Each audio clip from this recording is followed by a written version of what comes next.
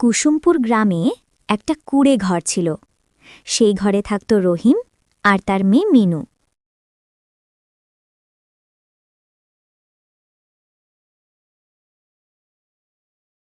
কিরে রহিম, বাড়িতে কি আসিস?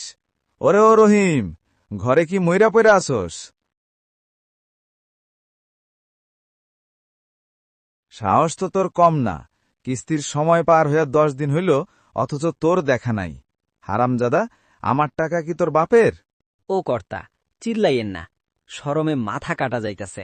মিনুমা আমার ঘরে ডরাইতাছে। আইসেন হুজুর, এই পার্টিটা একটু বসেন। থু, তোর পাটির উপরে বসার শখ নাই আমার। সোজাসুজি ক, টাকা কই? তোরে দয়া কইরা টাকা ধার দিছিলাম, আর তুই এখন আমারে ঘুরাইতাছস? এই যে তোর জীর্ণ ঘর, এটার খুঁটি ধইরা টান দিমু আজ। জমিদারের পাওনা নিয়া ছিনিমিনি খেললে জানস তো কি হয়। আপনি তো সবই জানেন। ঘরে এক ফোঁটা চাল নাই। মিনুডারে নিয়ে 2 দিন ধইরা আধপেটা খাইয়া আছি। হাতে একটা টাকাও নাই যে আপনারে দিমু। আমার অবস্থাটা একটু বুঝার চেষ্টা করেন কর্তা। আমি তো চোর না, আমি আপনার দেনাদার। অভাবের কথা শুনলে কি আমার পেট ভরব?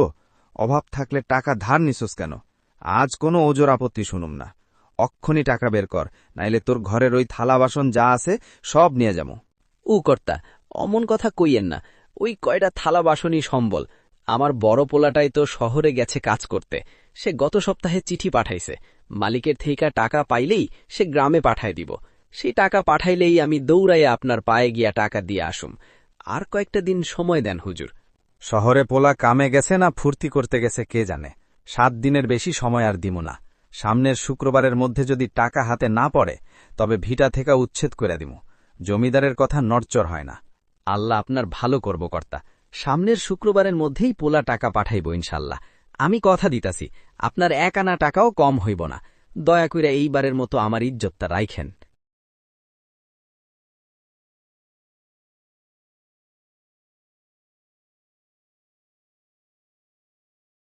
বাবা, ভাই কি এই কয়দিনের ভেতর টাকা দিতে পারবে?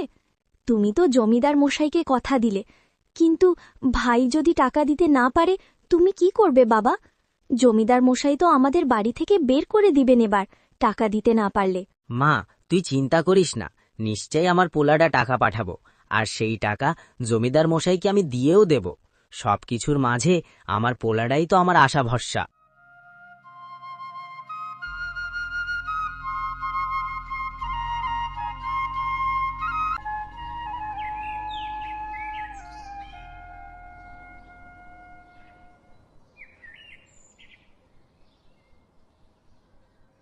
রহিম ভাই, খারাপ খবর আছে।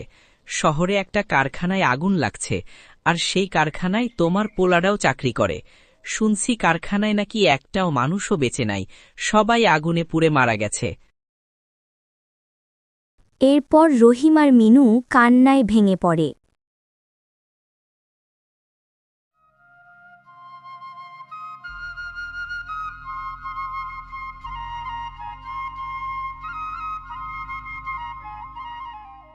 আর কিসের সংসার রে মা!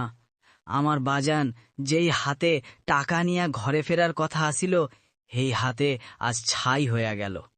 আমার সব আশা ভরসা শেষ। কাল শুক্রবার জমিদার আইসা আমাকে ওই ভিটা থিক্কা নামাইয়া দিব। আমি পোলাডারেও হারাইলাম, আবার মাথা গুজার ঠাইডাও হারাইতে বসলাম। আল্লাহ আমারে কেন নিয়া গেল না? না বাজান, মরণের কথা মুখে আইনো না। শোকের পাথর বুকে চাইপা হইলেও আমাগো লড়াই করতে হইব। কাল জমিদার আইলে আমি তার পায়ে ধইরা সময় চামু। আমি ওনার বাড়ির কাজ কইরা দিমু, বাড়ির ধান সিদ্ধ করুম, গরু চড়ামু, একবেলা খামু, তাও ওনার কিস্তির টাকা আস্তে আস্তে শোধ দিমু। তুমি দেখো বাজান, তোমার এই মাইয়াডাই আবার সব গুছায় নিব। ভাইজান ওপর থেকে দেখব যে তার বোন হার মানে নাই।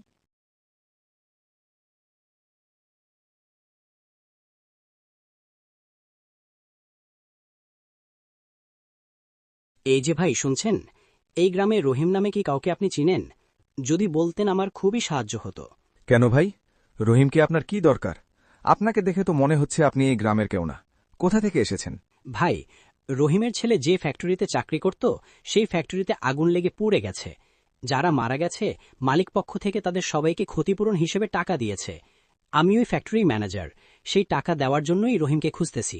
আরে, এই লোক তো রহিমকে চেনে না, আর টাকার পরিমাণ তো মনে হচ্ছে ভালোই হবে। আমিও তো রহিমের কাছে টাকা পাই, ও তো টাকা দেয় না। তার চেয়ে ভালো আমি রহিম সেজে টাকাগুলো নিয়ে নেই। এই যে ভাই, আপনি রহিমকে খুঁজছেন? আমিই তো রহিম, এই গ্রামেই আমার বাড়ি। আপনি টাকা আমাকেই দিতে পারেন। তাই নাকি ভাই? আপনিই রহিম? তাহলে তো ভালোই হলো, আমাকে আর কষ্ট করে সামনের দিকে এগোতে হবে না। তাহলে আপনার এই টাকার ব্রিফকেসটা নেন।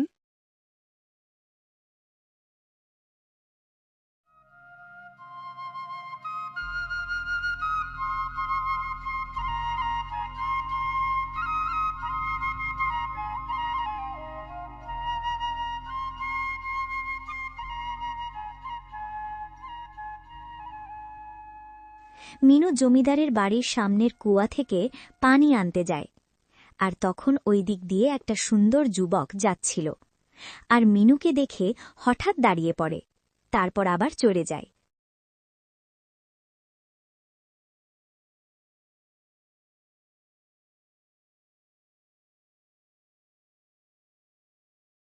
আসসালামু আলাইকুম।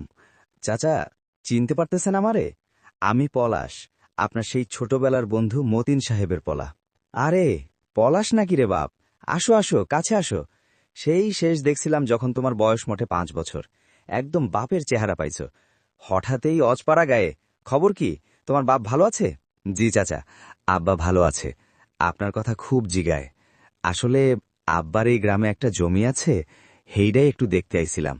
আব্বা কইল, পলাশ, জমি তো দেখবি, কিন্তু আগে তোর চাচার লগে দেখা করিস, ওনার দোয়া না নিয়ে কাজ শুরু করিস না। তাই চইলা এলাম। তোমার বাপ মানুষটা চিরকালই এমন। আমার খুব ভালো লাগলো রে বাজান, তোমার এই আশাটা আমার বুকটা জুড়াইয়া দিল। আসো আসো বাপ, ঘরে আসো। চাচা, একটা কথা জিগাইতাম। আপনার বাড়ি আসার সময় আপনার বাড়ির সামনে কুয়ার ওখানে একটা মেয়ে দেখলাম, কুয়া থেকে পানি নিচ্ছে। ওই মেয়েটাকে? কে আর হবে? নিশ্চয়ই আমার মেয়ে রূপা। কেন বাবা, কি হয়েছে? না চাচা, তেমন কিছু না। আজ তাহলে উঠি।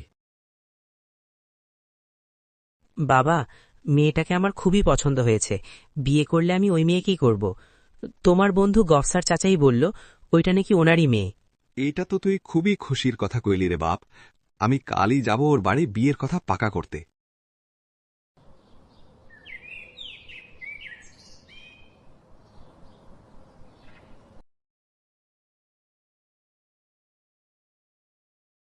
না বাবা, আমি যে মেয়ে দেখেছি এটা তো সেই মেয়ে না, সেটা অন্য মেয়ে ছিল বাবা। এটা তুমি কি বলছো বাবা? তোমার কোথাও ভুল হচ্ছে। এটাই আমার মেয়ে রূপা, আর ওই দিন তুমি ওকেই দেখেছিলে। না চাচা, আমার কোথাও ভুল হচ্ছে না। আর বাবা, আমার যাকে পছন্দ না আমি তাকে বিয়ে করতে পারবো না।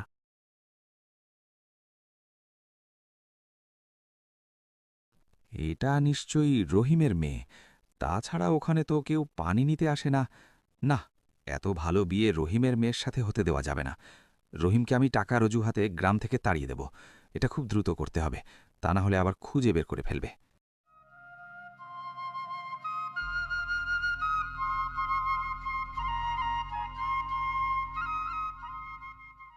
এরপর জমিদার রহিমের বাড়িতে যায়, টাকা না দেওয়ার অজুহাতে রহিমের বাড়ি থেকে বের করে দেয়, আর বলে এই গ্রামেই তোদের কোনো জায়গা হবে না।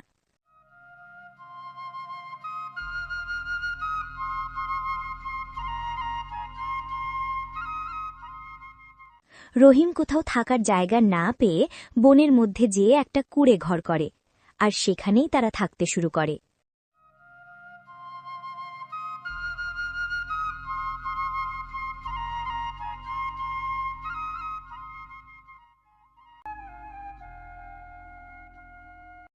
এভাবেই রহিম একদিন অসুস্থ হয়ে যায় আর কাজে যেতে পারে না। তখন মিনু কাজে যায়।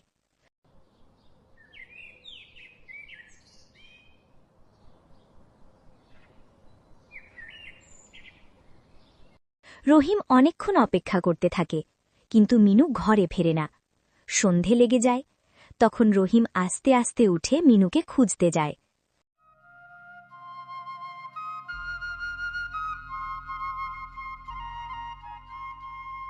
রহিম অসুস্থ থাকায় কিছু দূর যাওয়ার পরে মাথা ঘুরে পড়ে যায়।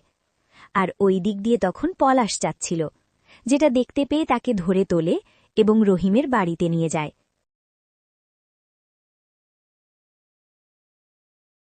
এ কি বাবা, তুমি কোথায় গিয়েছিলে? আমি বাড়ি ফিরে তোমাকে আর খুঁজে পাচ্ছি না। এ কি, তুমি এখানে? আমি তোমাকে কোথায় কোথায় না খুঁজেছি। চাচার কি হয়েছে আমাকে একটু খুলে বলেন তো। আপনারা এই জঙ্গলের ভিতর কেন আছেন? এরপর রহিম তার জীবনের সব দুঃখের কথা পলাশকে খুলে বলে। জমিদার তার সাথে কি আচরণ করেছে, তার ছেলে মারা যাওয়ার কথা, সব বলে খুলে। সব কথা শোনার পর পলাশ বলে, চাচা, ওই ফ্যাক্টরিটা তো আমারই ছিল। যান্ত্রিক ত্রুটির কারণে ফ্যাক্টরিতে আগুন লেগে যায়, আর যারা মারা গিয়েছে আমি তাদের সবাইকে ৫ লক্ষ করে টাকা দিয়েছি। আমার ম্যানেজারকে দিয়ে সবার বাড়ি বাড়ি পাঠিয়েছি টাকা। আপনাদের টাকা কি পান নাই? যদি পান তাহলে আপনাদের অবস্থা এমন কেন? এরপর রহিম বলে তারা কোনো টাকাই পায় নাই। ঠিক আছে চাচা, আপনি কোনো চিন্তা করেন না। আমি আমার ম্যানেজারকে গিয়ে ধরব, তারপর সব সত্য বের হবে।